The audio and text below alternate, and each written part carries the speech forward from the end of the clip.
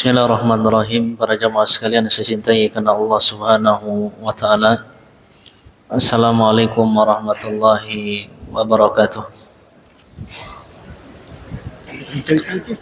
Alhamdulillahi ala ihsanih wa syukru lahu ala taufiqihi wa amtinanih. Asyhadu an la ilaha illallah ta'ziman li sya'nih. Wa asyhadu anna Muhammadan abduhu wa rasuluhu ad-da'i ila ridwanih. Sallallahu alaihi wa ala alihi wa ikhwanih wa man tabi'ahum bi ihsanin ila yaumi liqa'ih. Allahumma anfa'na bima 'allamtana wa 'allimna ma yanfa'una wa zidna ilma. Allahumma ati nufusana taqwaha wa zakkiha anta khairu man zakkaha anta waliha anta maulaha. Allahumma inna nas'aluka al-huda wat-tuqa wal-afafa wal-ghina. Rabbana la tuzigh qulubana ba'da idh hadaitana wa hab lana min ladunka rahmah innaka antal wahhab. Amma ba'd. Alhamdulillah, para jamaah sekalian yang saya cintai karena Allah Subhanahu wa taala, tiada kata yang paling indah melainkan puji syukur kita kepada Allah Subhanahu wa taala, di mana Allah Subhanahu wa taala telah memberikan kepada kita begitu banyak kenikmatan dan karunia, terlebih kenikmatan yang berkaitan dengan hati kita berupa manisnya hidayah dari Allah Subhanahu wa taala.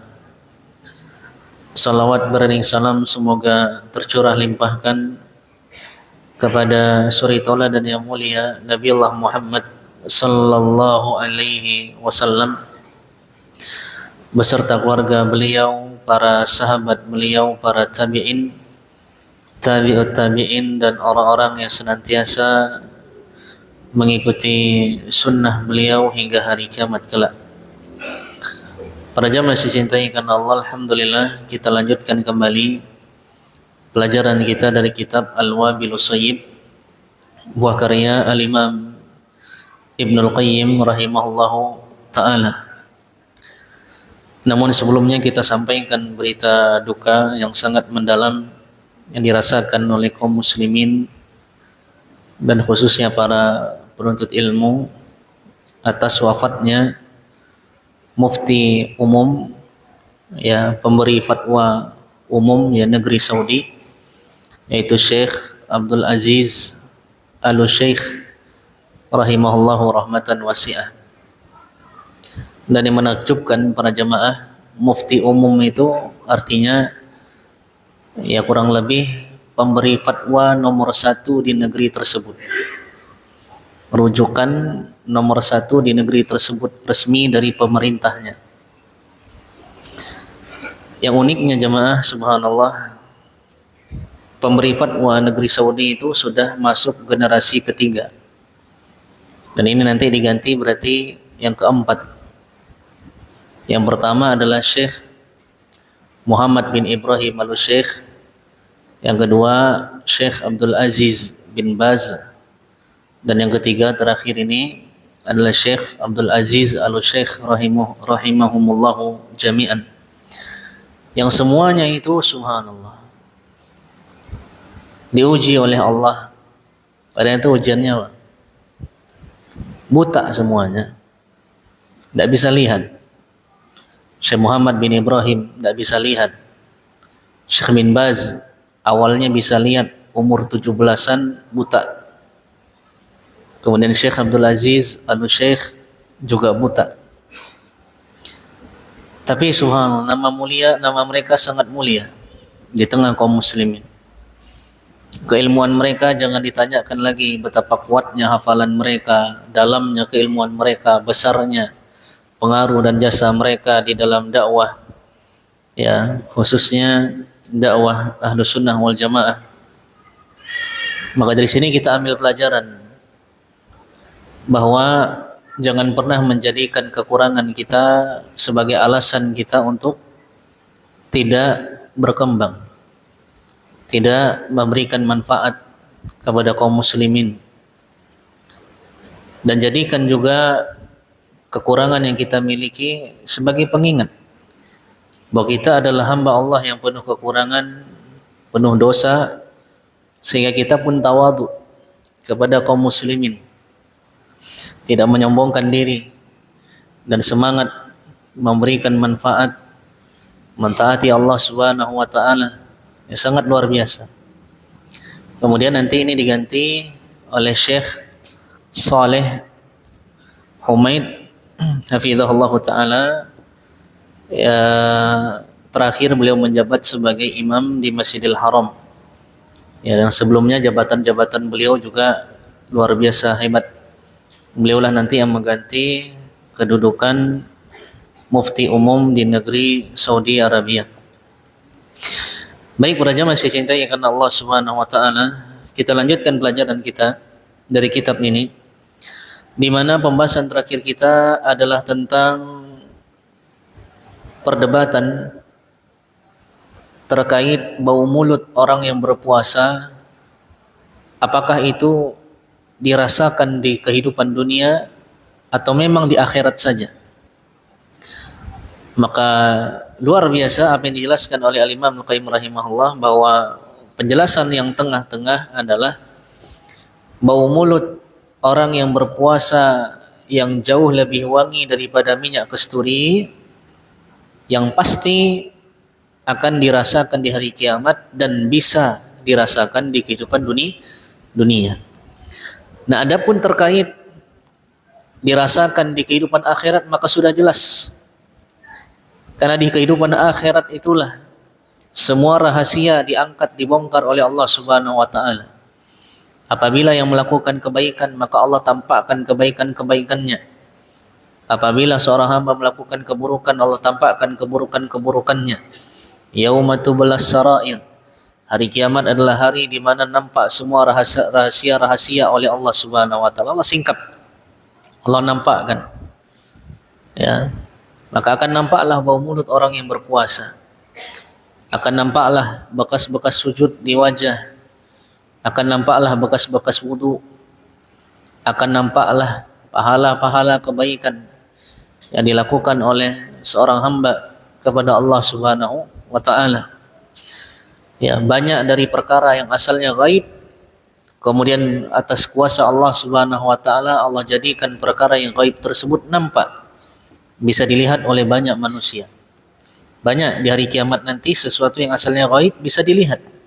Contohnya apa? Amal soleh di kuburan itu nanti jadi sosok laki-laki, sesosok orang. Kemudian ya, amal buruk juga seperti itu. Kemudian apa lagi? Kematian. Sesuatu yang abstrak, tidak nampak, tapi pasti ada. Di dunia wujudnya tidak ada, di akhirat nanti ada. Disembelih lagi. Subhanallah. Ya. Maka para jamaah perhatikan apa yang kita simpan di kehidupan dunia kita ini dan kita akan tampakkan di hari kiamat. Maka beruntunglah seorang hamba yang menyimpan rahasia berupa ketaatan kepada Allah, kemudian nanti dia dimuliakan oleh Allah Subhanahu wa taala di kehidupan akhirat. Dan bagi kita jamaah yang banyak melakukan dosa, banyak melakukan maksiat, selagi masih ada waktu, jangan bosan bertaubat kepada Allah, kembali kepada Allah, minta ampun kepada Allah Subhanahu wa taala. Sadari, akui setiap kekurangan kita, akui aib-aib kita. Abu'u laka bi ni'matika alayya wa abu'u bi dhanbi.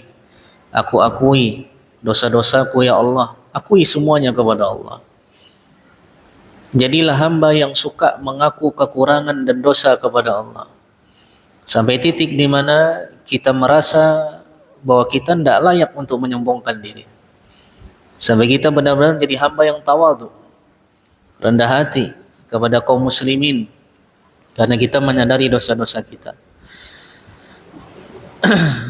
Berikutnya jemaah, setelah kita tahu penjelasan tentang bagaimana nanti bau mulut orang yang berpuasa lebih wangi daripada minyak kasturi di sisi Allah di hari kiamat, maka kita lihat bagaimana penjelasannya terkait di dunia. Al-Imam Al-Qayyim rahimahullah ta'ala, beliau berkata, wa qad yaqwa al-amalu wa tazayadu hatta yastalzima zuhuru ba'di atharihi 'ala al-abdi fid dunya fil khairi wa syarri. Dan terkadang, lihat subhanallah, terkadang sebuah amal itu menjadi kuat dia. Amal itu kuat, ikhlas, sangat dalam sekali dilakukan seorang hamba. Ikhlas seikhlas-ikhlasnya, ittiba seittiba-ittibanya. Dia rasakan sensasi ibadah itu manis dirasa olehnya, bertambah kualitasnya bagus. Sampai apa kata beliau? Sampai melazimkan, mengharuskan nampaknya sebagian bekas, sebagian efek, pengaruh, asar, peninggalan ya dari amal tersebut pada diri seorang hamba di kehidupan dunia. Ya, apabila itu kebaikan, maka kebaikan akan nampak, apabila keburukan, maka keburukan akan nampak. Jadi maksudnya subhanallah, apabila terkadang amal itu kuat, ikhlas, betul-betul dilakukan dengan hati yang dalam, sesuai dengan sunnah Nabi Shallallahu Alaihi Wasallam, hamba yang melakukannya benar-benar ingat kepada Allah Subhanahu Wa Taala, maka boleh jadi Allah tampakkan asar, bekas-bekas daripada amal yang dia lakukan tersebut di kehidupan dunia. Kalau misalnya tadi bau mulut orang yang puasa, bisa jadi Allah tampakkan. Ada juga misalnya mujahidin, barangkali ya dia meninggal, kuburannya bau wangi. Dan kita sering mendengar kisah di buku-buku kisah yang disampaikan para ulama. Di antara kisah yang ma'ruf adalah kisah seseorang laki-laki ya, yang dia itu adalah tukang kain, kemudian digoda oleh seorang wanita. Masuklah dia mengajak laki-laki tersebut ke dalam rumah tanpa diketahui oleh laki-laki itu niatnya untuk apa. Ternyata dikunci sama dia, kemudian dipaksa. Kata wanita tersebut, kalau engkau tidak mau melayaniku, aku akan teriak bahwa engkau adalah pencuri. Jamaah, di saat-saat seperti itu kira-kira apa yang kita lakukan? Bayak-bayak kesempatan emas, gitu kali.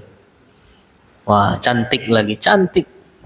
Jangankan cantik jamaah, standar-standar mungkin ya 50%, atau mungkin ya sudah sepuh barangkali lawan jenisnya.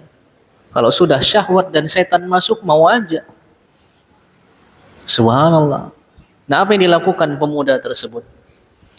Dia ke belakang tempat buang hajat, dia ambil kotoran, dia usapkan di semua tubuhnya, kemudian baru dia menemui wanita tersebut. Dan wanita itu marah dan menyuruh laki-laki itu keluar. Maka dia keluar memuji Allah, dihina karena dia bau. Di tengah-tengah jalan dia mendapatkan cemoohan manusia karena bau kotoran yang ada di tubuhnya. Singkat cerita, ketika dia meninggal atau sebelum dia meninggal, kalau saya tidak salah ingat, Allah ganti bau kotoran tersebut menjadi bau yang sangat wangi sekali. Kemana-mana aroma tubuhnya sangat wangi. Di kuburannya sangat wangi. Dan ini masyhur ya, disebutkan di buku-buku kisah ya dari para ulama. Jadi subhanallah jamaah, seperti itulah ya. Kemudian kata beliau di sini, kama huwa musyahadun bil basari wal basirati. Sebagaimana perkara ini adalah perkara yang nampak, dirasakan, baik dengan penglihatan manusia atau dengan ilmu. Bisa. Kita bisa melihatnya, kita bisa merasakannya. Ya, apalagi yang punya ilmu yang kuat agamanya, tahu, mengetahui. Subhanallah. Ya. Nah, coba kita lihat jemaah, ada sebuah ayat yang berkaitan dengan ayat ini, dengan pembahasan ini. yaitu surah Yasin ayat 12.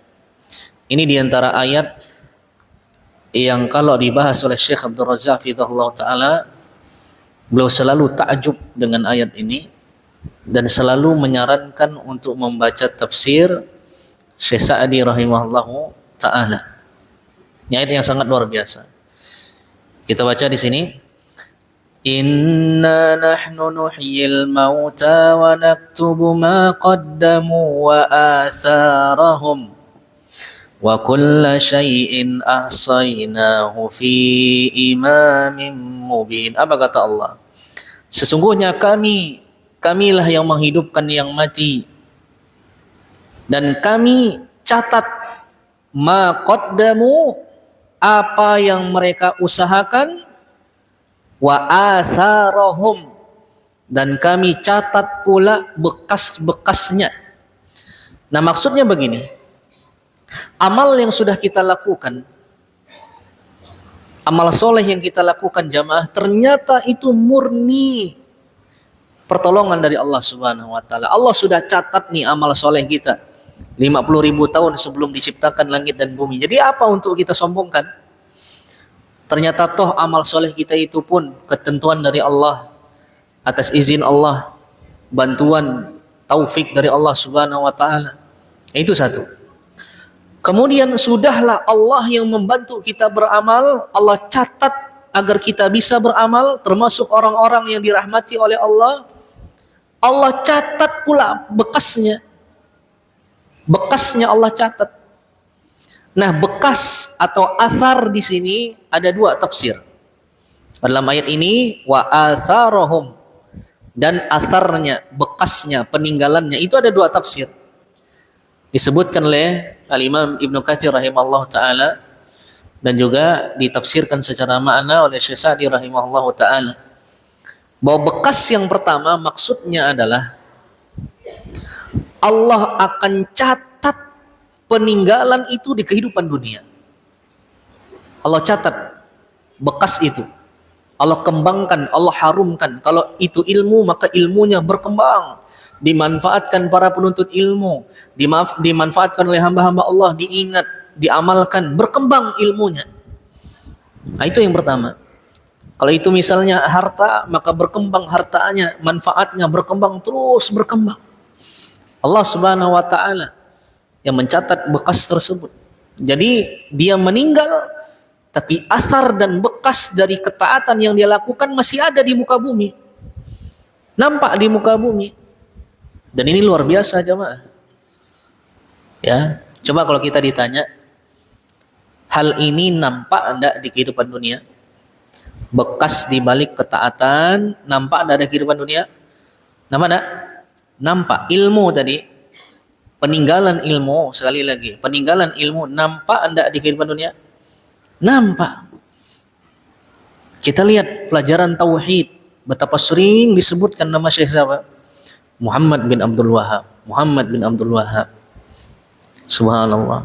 Kita lihat seperti kitab yang kita bahas, Al-Wabilus Sayyib, sampai kepada kita.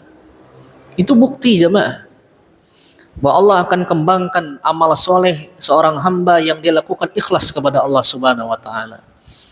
Makanya di antara nasihat yang sangat indah tentang dakwah, tentang kebaikan yang dilakukan seorang hamba adalah yang disampaikan oleh Syekh Utsaimin rahimahullah ta'ala dalam syarah Al-Usul Ats-Tsalatsah, bahwa beliau bilang yang kurang lebih maknanya adalah hendaknya kita sabar. Boleh jadi buah manis di balik kebaikan dan dakwah yang kita lakukan akan muncul bahkan setelah wafatnya kita. Ya, kita hidup nih, dakwah kita ternyata ditolak. Kita dakwah nih ke anak-anak TPA, anak-anak kecil. Ketika kita meninggal, usia mereka masih kecil, tidak nampak bekasnya. Tapi 20 tahun kemudian mereka dewasa, yang disebut boleh jadi nama kita. Kata guru saya, tidak boleh begini. Dulu saya bisa ngaji ini karena Ustadz Fulan, Ustadzah Fulanah, dan seterusnya. Ini subhanallah jemaah. Ya. Jadi itu tafsir yang pertama, bahwa asar dalam ayat ini, peninggalan dalam ini maksudnya adalah peninggalan asar yang Allah langgengkan di kehidupan dunia. Allah harumkan. Adapun tafsir yang kedua, athar atau peninggalan maksudnya adalah pahala di hari kiamat. Allah catat pahalanya nanti di hari kiamat. Allah catat bekas peninggalan amal soleh yang dia lakukan ya sebagai pahala nanti di hari kiamat di sisi Allah Subhanahu wa taala. Nah, dari sini para jamaah, maka berbahagialah bahwa ternyata Allah Subhanahu wa taala tidak akan pernah menyia-nyiakan secuil amal soleh pun. Walaupun mungkin kebaikan tersebut tidak dianggap oleh manusia. Walaupun mungkin amal soleh tersebut tidak dianggap oleh manusia. Ya, tapi semuanya dicatat di sisi Allah Subhanahu wa taala. Tapi poinnya apa jamaah? Poinnya apa? Kita harus apa? Ikhlas dalam beramal. Ikhlas. Kita tidak bisa menginginkan agar kebaikan kita itu harum kalau ternyata niat kita mengejar keharuman itu. Tapi amal soleh kita, kebaikan kita, manfaat yang kita tebarkan akan menjadi harum bila mana kita ikhlas kepada Allah Subhanahu wa taala.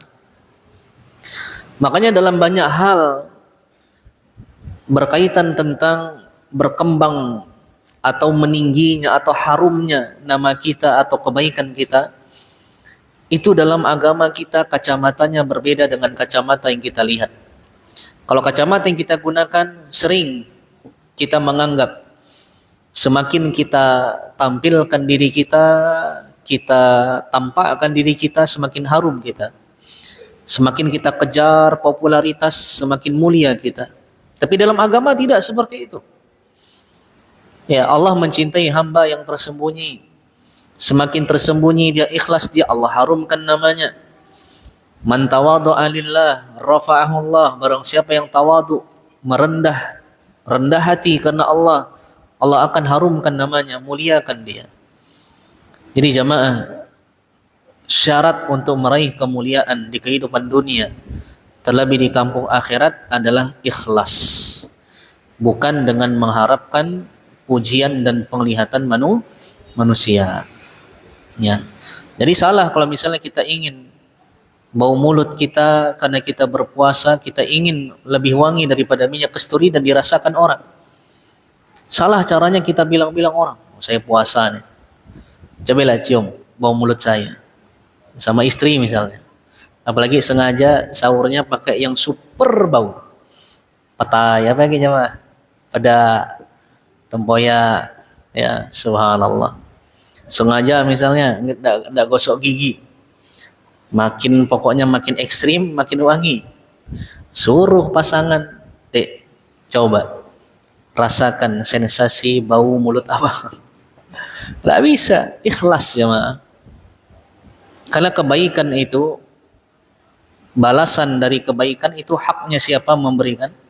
Haknya Allah Subhanahu wa taala. Haknya Allah Subhanahu wa taala. Nah, terus kita lihat beliau Al-Imam Al-Qayyim rahimahullahu taala membawakan beberapa athar dari para salaf tentang hal ini dan sangat indah sekali. Beliau mengatakan, qala Ibnu Abbas radhiyallahu anhuma, berkata Ibnu Abbas, semoga Allah meridhai beliau berdua. Dalam riwayat yang lain ada yang mengatakan ini perkataannya Imam Al-Hasan Al-Basri, ya, dan ulama yang lainnya.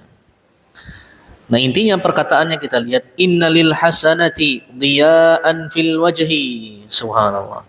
Sesungguhnya amal baik itu akan menampakkan cahaya di wajah, wa nuran fil qalbi, dan cahaya di hati, sinar di hati, wa quwwatan fil badani, kekuatan pada badan, wa sa'atan fil rizqi, keluasan dalam rezeki, wa mahabbatan fi qulubil khalqi, serta kasih sayang di hati-hati makhluk. Jadi subhanallah, amal saleh, amal kebaikan akan melahirkan apa tadi? Sinar di wajah, berseri-seri, walaupun mungkin orangnya orang kulit hitam, tapi karena dia soleh, berseri wajahnya. Kemudian apa? Melahirkan cahaya di hati, cahaya iman, baik hatinya, tulus, ya Allah, tidak ada dengki, tidak ada hasad, Manusia yang paling lapang dadanya, subhanallah, tidak pernah sakit hati sama orang, mudah memaafkan, tidak ngambekan, subhanallah.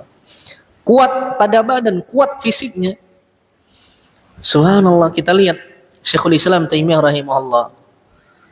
Ya, tentunya malamnya sholat malam, baca Quran, sholat subuh, zikirnya, zikir paginya sampai jam berapa? Jam 10, jam 9. Kalau kita itu ngopi loh, enggak ngopi ini enggak bisa. Subhanallah. Tinggal tuh, udah hilang majelis zikirnya, pergi ke majelis kopi. Karena enggak kuat, sambil zikir sambil maju-maju. Subhanallah. Ya. Contoh di zaman sekarang banyak. Kayak Syekh Ibrahim Ar-Ruhaili hafizahullah taala, beliau cerita ketika beliau daurah dan disampaikan kepada para asatidzah, ya, bahwa beliau itu tidur sehari cuma 4 jam. 4 jam cuman. Kalau kita tidur 4 jam, mata jadi mata panda. Itu pun begadangnya bukan untuk ketaatan. Ya, sadar tidak sadar, ya Allah, tidak terasa scroll medsos sampai tengah malam. La haula wala quwata illa billah. Ya, kuat fisik mereka. Jadi ketaatan jamaah akan berefek kepada kekuatan badan.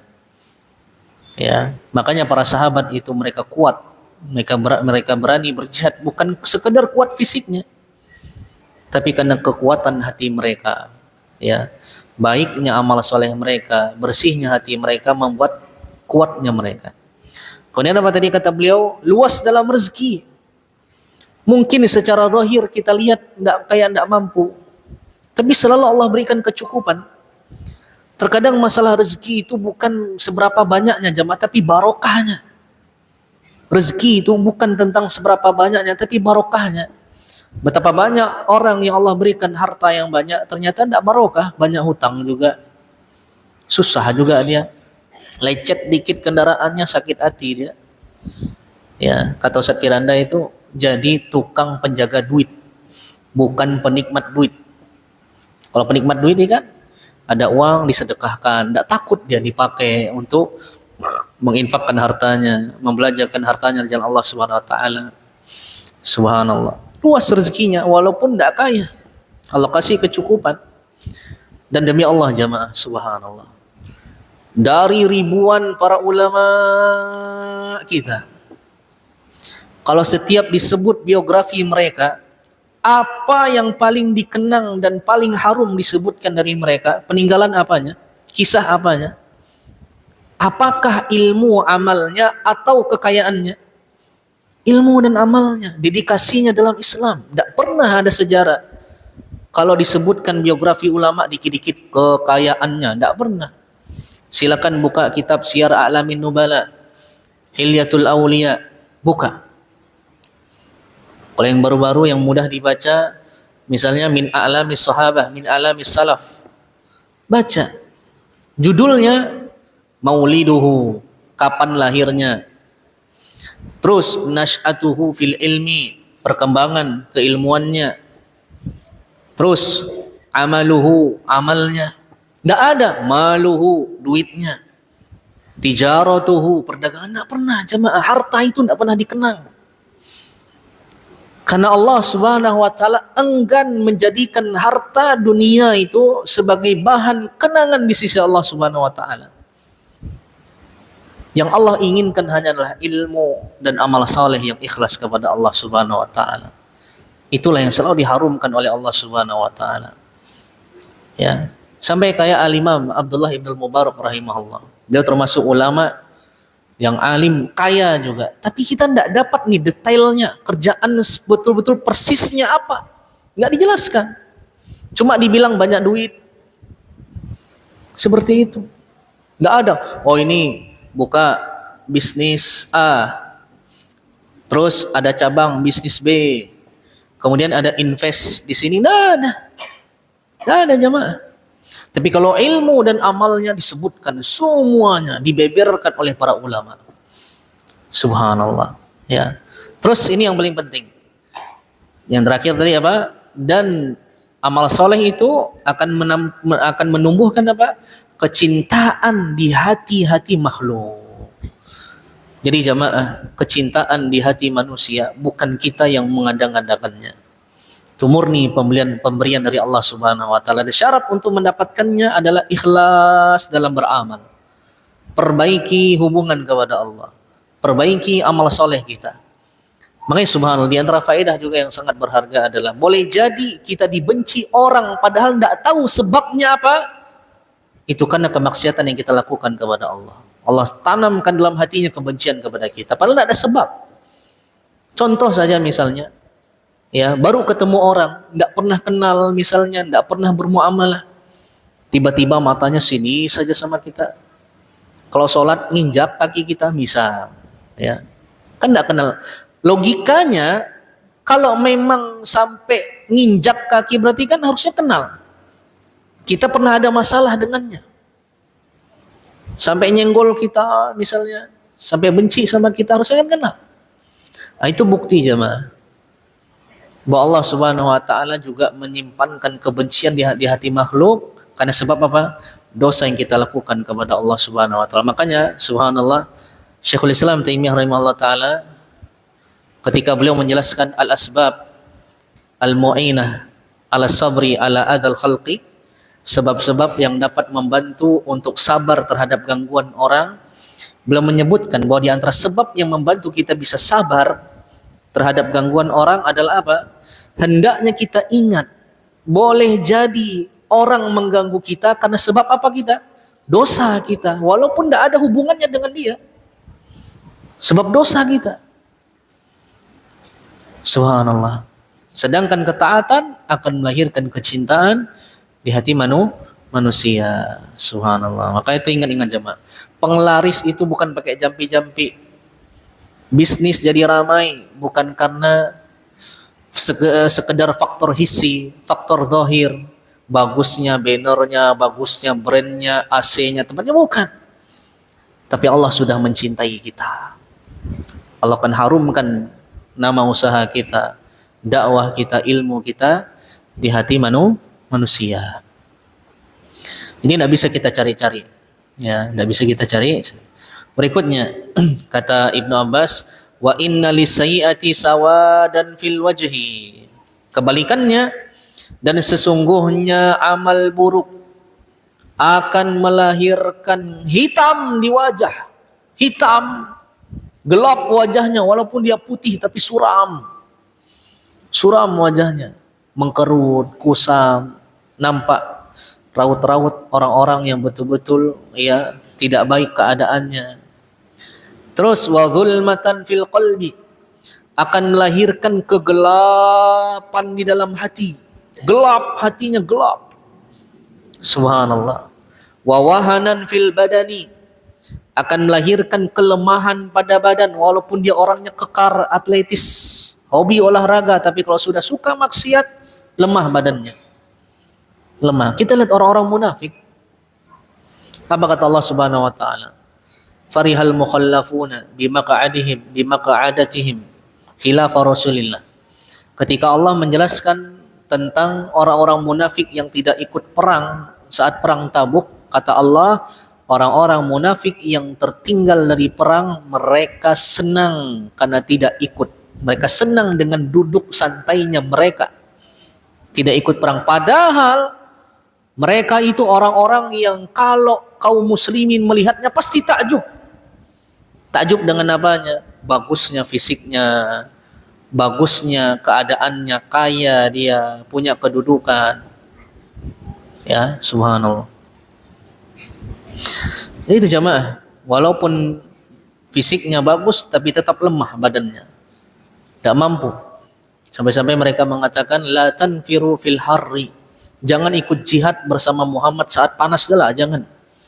Musim panas nih kajian AC ini tidak mempan, dah, tidak usah ikut, di rumah aja ngasih, atau tinggal aja ya di mana, di coffee shop ada AC-nya, nonton live streaming aja. Subhanallah, ya. Kemudian wa naqsan fir rizqi, kemaksiatan keburukan akan melahirkan kekurangan dalam rezeki. Boleh jadi kita itu sial usaha kita, tidak untung karena sebab maksiat kita yang kita lakukan kepada Allah Subhanahu wa taala. Dan terakhir, dan ini yang paling mengerikan, wa bughdatan fi qulubil khalqi, dan akan melahirkan kebencian di hati-hati manusia. Jadi kalau kita tidak ingin dibenci oleh manusia, jangan melakukan keburukan dan kemaksiatan kepada Allah Subhanahu wa taala. Baik, karena waktunya sudah habis, kita cukupkan dan insyaallah taala kita akan lanjutkan pada pertemuan berikutnya. Kurang lebihnya saya mohon maaf. Subhanakallahumma bihamdika asyhadu an la ilaha illa anta astaghfiruka wa atubu ilaik. Assalamualaikum warahmatullahi wabarakatuh.